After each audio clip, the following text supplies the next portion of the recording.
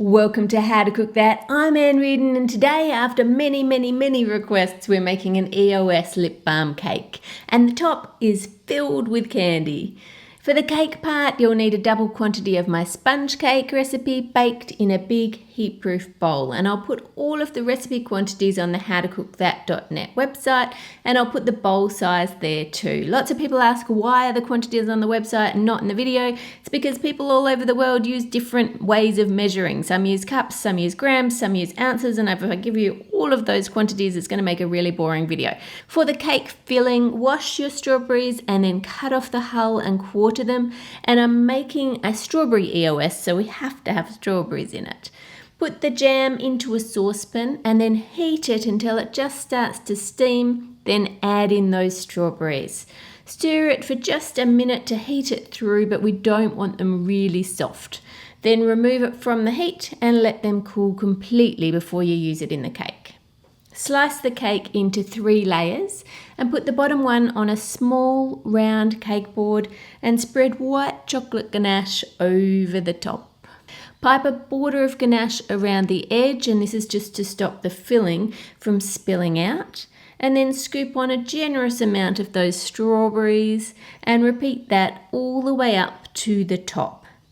Then smooth a thin layer of ganache over the whole cake and refrigerate that until it firms up.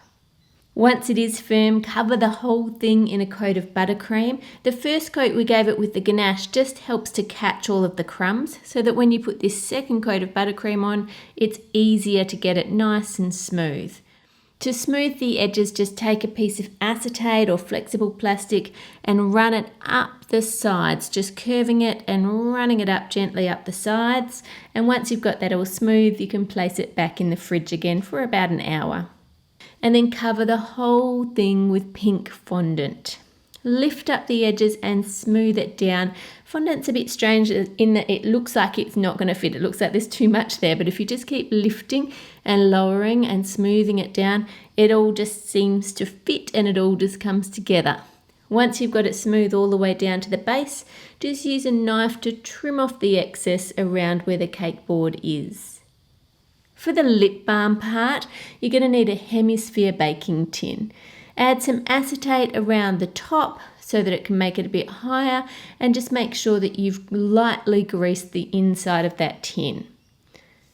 Now we want to pour in the white chocolate and then place that whole thing in a sink of cold water, and this is just going to make it set faster so that we can work with the chocolate there.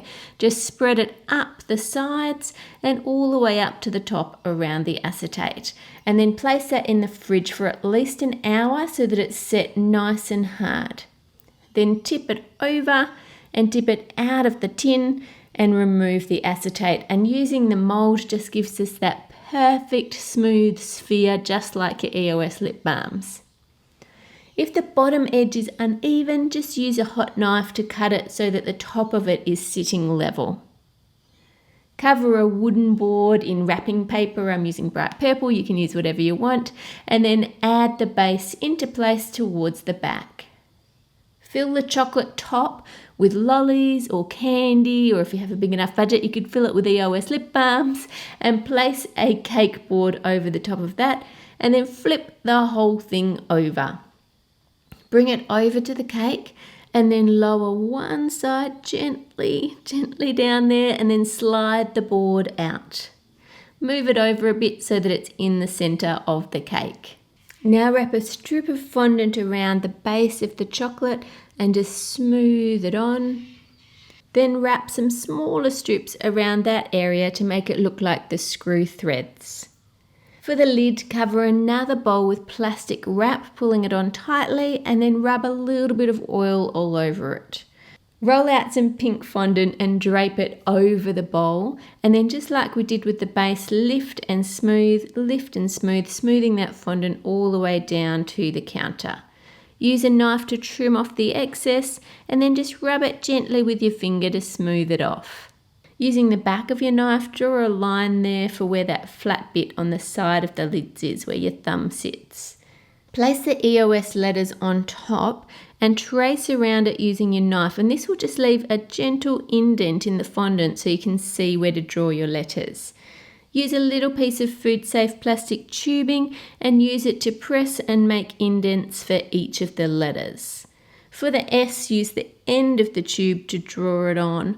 And if you can make this a few days ahead, I'd suggest adding Tylose powder to the fondant, which makes it dry out faster. Then you can remove the bowl underneath the fondant. But if you're making it the day before or the day of the party, you're going to need to leave the bowl under there for support. Place the lid next to the cake, and there you have your giant EOS cake.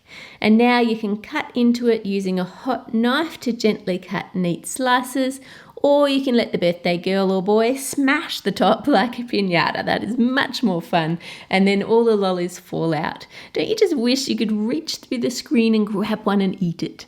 Subscribe to How to Cook That for more cakes, chocolates and desserts. Click here for last week's mini bakery video, and here for the recipe, and here for my YouTube channel.